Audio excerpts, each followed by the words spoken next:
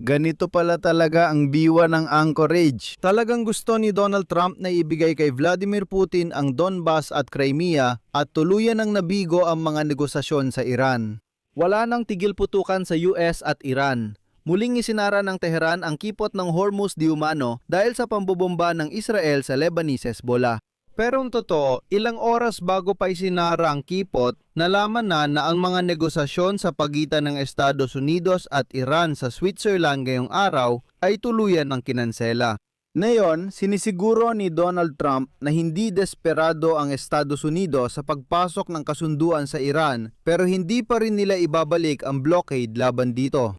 Samantala, nagkaroon ng hindi inaasahang pag-ikot sa issue ng Ukraine. Nalaman nagsimulang pag-usapan ng Estados Unidos at Ukraine ang kasunduan para sa pagtigil ng digmaan sa dalawang yugto at may mga lihim na pag-uusap na rin sa mga Ruso. Sa kabilang banda, biglang nagsimulang magbunyag si Emmanuel Macron ng mga pahayag na kumbinsido si Donald Trump na matatalo ang Ukraine at noong Agosto ng nakaraang taon sa Anchorage, halos nakahain na ang kasunduan sa mesa. Gusto ni na Trump at Putin na ibigay sa Russia ang mga teritoryo ng Ukraine na hindi pa man lang nasasakop ng hukbong Ruso. Sa huli, nabigo si Trump. Ganon din sa Ukraine, pati na rin sa Iran. Ako si Alexi Pichi. Pagsamahin natin ang dalawang paksa at talakain sa episode na ito. Pero bago tayo magsimula, hinihiling ko sa inyo na mag-subscribe sa channel, mag-like at mag-iwan ng kahit anong komento. Kaya, simulan natin ang episode na ito sa paksa tungkol sa Iran. Hindi pa man natatapos si Donald Trump sa pag-anunsyo ng tagumpay laban sa Iran at kahit ang pagsuko sa Estados Unidos, pati na rin ang paglagda ng kasunduan sa mga Iranian bilang pagpapakita. Nang biglang inanunsyo ng Iran na ngayong araw ay lalabas sila sa negosasyon at muling idineklara ang pagsasara ng kipot ng Hormuz. Eksakto sa araw na iyon sa Geneva, pipirmahan na ng magkabilang panig ang mga mismong kasunduan para sa pagpapatigil ng digmaan. Pauna lang, walang naganap na pagpupulong ngayon sa Geneva. Ngayon, Hunyo 19 nilimitahan ng Iran ang pagdaan ng mga barko sa kipot ng Hormuz. Nagpaputok ng warning shots sa kipot at nagbabala sa radyo ang corps ng mga tagapagtanggol ng Islamikong Revolusyon ng Iran sa mga barko na huwag lumapit. Sinabi rin ng Tehran na pwede pa ring dumaan ang mga barko pero kailangan munang magsumite ng paunang aplikasyon sa korpus ng mga tagapagbantay ng Rebolusyong Islamiko. Inaaprobahan lamang ang mga ito kung susundin ang mga itinakdang kondisyon na gaya ng alam ninyo ay itinatakda ng Tehran. Ayon sa Iran, nagpasya sila dahil ngayong araw ay naglunsad ang Israel ng sunod-sunod na pag-atake sa Lebanon bilang tugon sa pag-atake ng Hezbollah na ikinasawi ng 4 na sundalo. Sa kabila ng memorandum ng Estados Unidos at Iran na naglalayong itigil ang mga labanan sa lahat ng mga front kabilang na sa Lebanon. Sa Tehran, sinabi ng Iran na hindi matatapos ang digmaan hanggat hindi inaalis ng Israel ang lahat ng tropa nila sa Lebanon. Nakakatawa dahil ilang oras bago isara ng Iran ang kipot ng Hormuz, malakas at hayagang ipinahayag ni Donald Trump sa isang panayam na siya raw ay nagwagi na at sumuko na ang Iran. Ayon kay Trump, ang paglagda ng Iran ng memorandum sa Amerika ay isang ganap na pagsuko. Inamin ni Trump na gumawa siya ng kasunduan para pigilan ang digmaan na lumaki at maging pandaigdigang usaping pang-ekonomiya. At idinagdag pa niya na lubusang tinalo ng Estados Unidos ng Amerika ang Iran sa usaping militar. At ang memorandum ng pagkakaunawaan ni Trump, malamang na isang sipi ay isang walang kondisyong pagsuko ng Iran.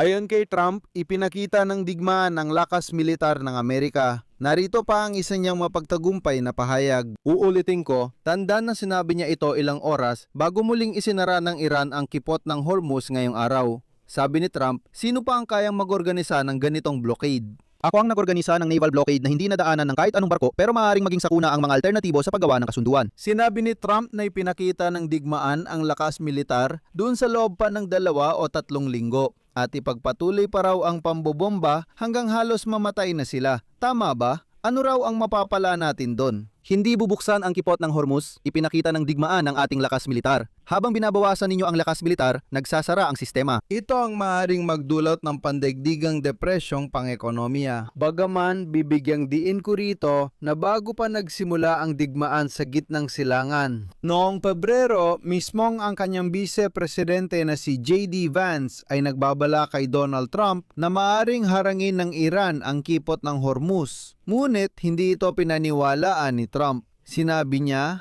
заблокировать Ормузский пролив. nang pandaigdigang depresyon na dulot ng digmaan, si Trump ang nagpasimula at ipinakita ang lakas militar ng Amerika.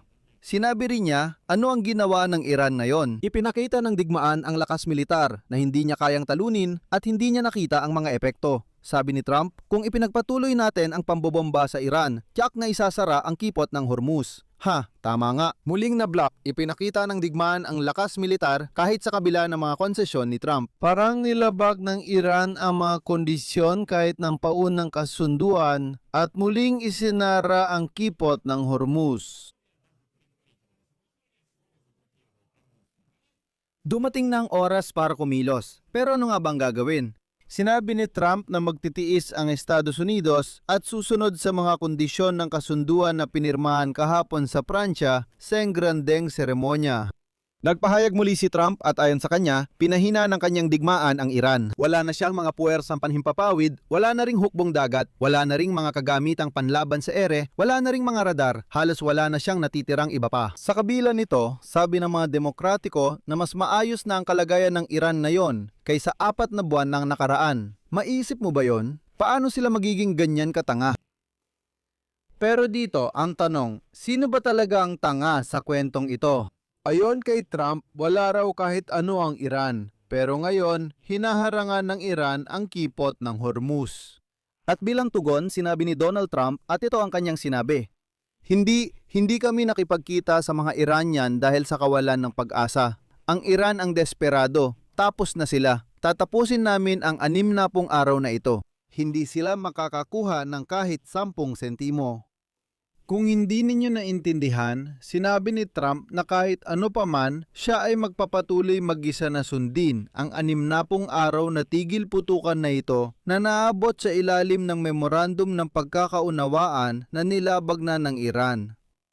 Mahalagang maintindihan ang mga dahilan dito. Sabi ng Iran, hinarangan nila ang kipot ng Hormuz. Ngayon dahil nagpaputok ang Israel sa Lebanon. Pero sa kasalukuyan, ang Israel at Hezbollah matapos ang palitan ng mga atake di umano'y sa tulong ng Washington ay muling nagkasundo sa tigil putukan. Pagkatapos nito, pwedeng bawiin ng Iran ang aksyon nila pero hindi nila inaalis ang pagharang sa kipot ng Hormuz. Yan ang una.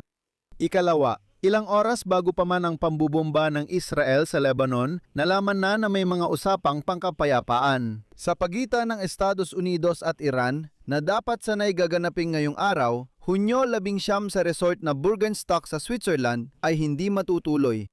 Ito ay opisyal na inanunsyo ng kagawaran ng ugnayang panlabas ng Switzerland. Bukod sa kinatawan ng Washington at Tehran, inaasahan din sana ang tagapamagitan tulad ng Pakistan at Qatar sa pagpupulong. Inasahang pag-uusapan ng mga panig ang pagpapatupad ng nauna ng nilagdaang memorandum ng pagkakaunawaan ng Estados Unidos at Iran. Ngunit hindi natuloy ang pagpupulong sa huling sandali bago pa ang pambobomba ng Israel sa Lebanon. Sa White House, inanunsyo na kinansela ni US Vice Presidente J.D. Vance ang biyahe niya sa Switzerland sa Hunyo 19. Ito ang sinabi sa White House. Tulad ng sabi ng Vice Presidente, hindi pa napagkasunduan ang plano para sa technical na pag-uusap pero handa ang delegasyon ng Amerika na dumalo kapag naging posible. Logistic ng usapan. Hindi kailanman naging madali o mahuhulaan ang logistic ng pag-uusap sa Iran. Kasabay nito, naging sorpresa ang pagkansela ng pagpupulong dahil 12-12 ng opisyal ng White House, mga empleyadong naghanda ng mga pag-uusap at mga kinatawan ng media, pati na rin ang ilan sa aking mga kasamahang mamamahayag ay naroon na sa Switzerland at naghahanda na para sa pagbisita ng mga panig. Nakarating na lahat, naghanda at naghihintay kung kailang pipirmahan ng mga Amerikano at Iranian ang makasaysayang kasunduan para sa pagtigil ng digmaan. Dito nagsisimula ang pinakakapanapanabik na bahagi. Bago kanselahin ang pagpupulong, naglabas ang Iranianong ahensya na Tasnim ng pahayag na nagsasabing gusto ng Tehran na makita muna ang pagpapatupad ng mga probisyon ng kasunduan sa Estados Unidos bago magsimula ang susunod na yugto ng negosasyon. Sa madaling salita, diretsahang sinabi ng Iran sa mga Amerikano, "Pakinggan ninyo, pumirma kami ng kasunduan sa inyo, pero bago kami gumawa ng kahit ano tungkol sa kasunduang ito, hayaan munang ang mga Amerikano ang unang tumupad sa kanilang bahagi ng kasunduan." At ngayon, pakinggan ninyo. Napansin ba ninyo kung paano nagalit si Donald Trump matapos isara ang Hormuz Strait ngayong araw at sinabi niya, at quote, "Tapos na sila. Hindi sila makakakuha ng kahit anong pera ni 10 sentimo." Ano naman ang kinalaman ng pera rito? Bakit ito mismo ang binibigyan diin ni Donald Trump? Pero ang punto ay, sa ilalim ng kasunduan, pumayag si Donald Trump na alisin ang pagkapirmi sa bilyon-bilyong dolyar na mga ari-arian ng Iran at magtatag ng pondong pamumuhunan na nagkakahalaga ng 300 bilyong dolyar para sa muling pagbangon ng Iran. At sa mga hindi naniwala at nagsabing nagsisinungaling ako sa mga komento, bakit ninyo sinasabing gawa-gawa ko ang tungkol sa 300 milyon? Maliwanag namang nakasulat ito sa dokumentong ipinakita ng White House.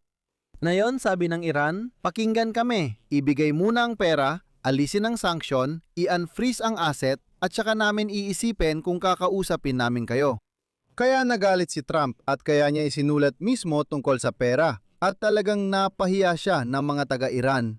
Sa madaling sabi, ang pambobomba ng Israel sa Lebanon ay naging palusot lamang para isara ng Iran ang kipot ng Hormuz.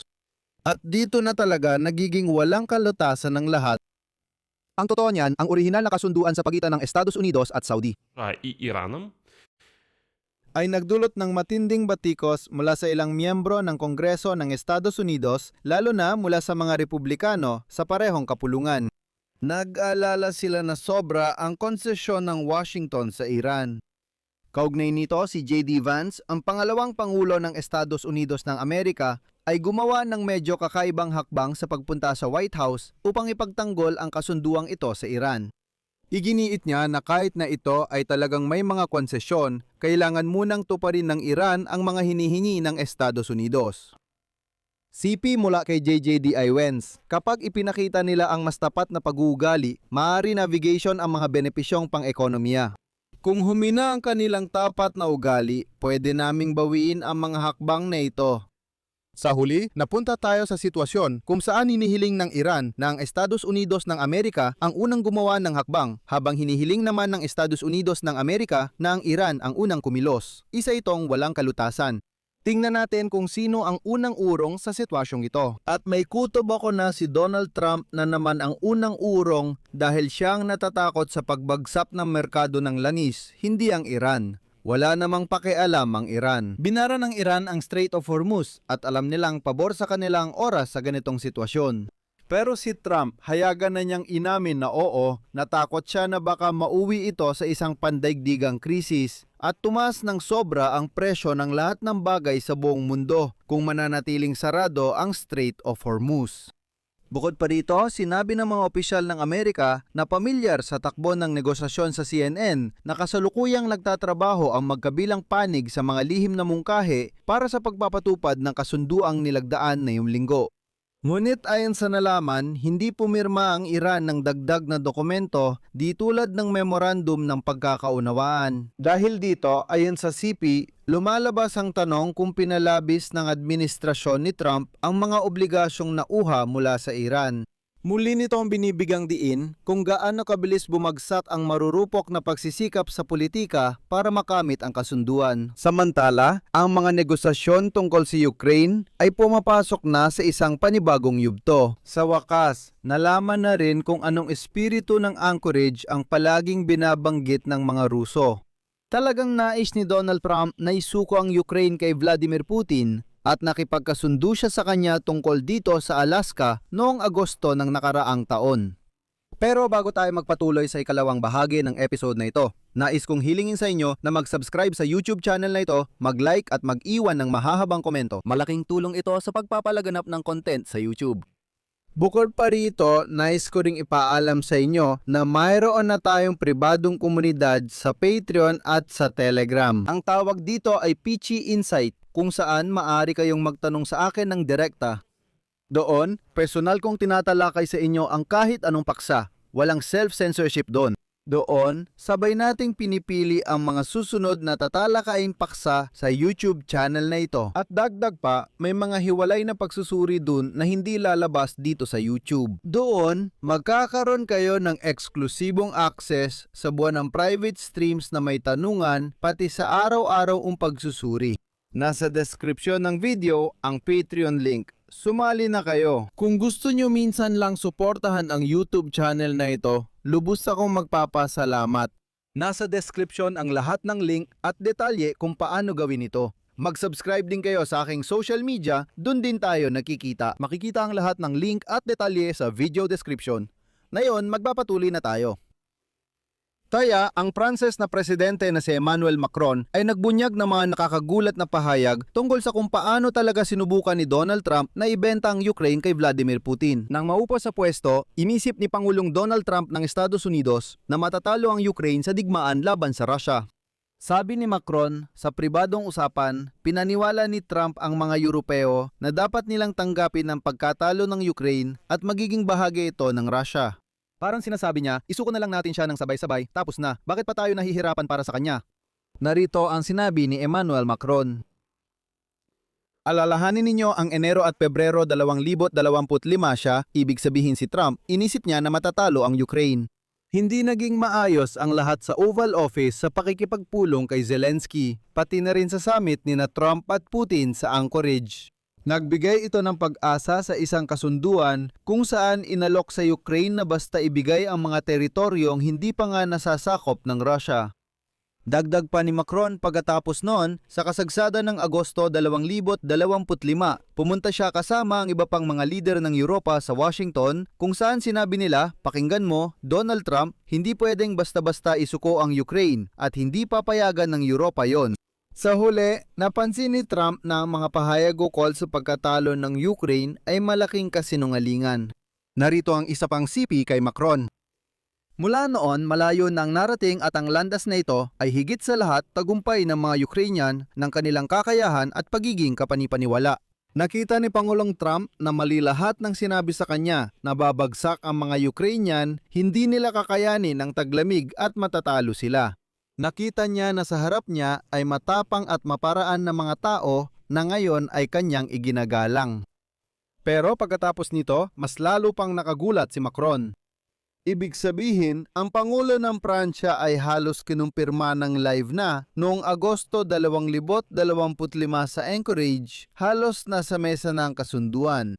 At sa kasunduang yon, talagang gusto ni Donald Trump na ibigay kay Vladimir Putin ang teritoryo ng Ukraine na hindi pa man nasasakop ng hukbong Ruso. Tinutukoy ang mga bahagi ng rehiyon ng Donetsk at Luhansk. At alam mo, na yon habang tinitingnan ko ang mga kaganapan sa gitnang silangan, napupunta ako sa isang simpleng konklusyon.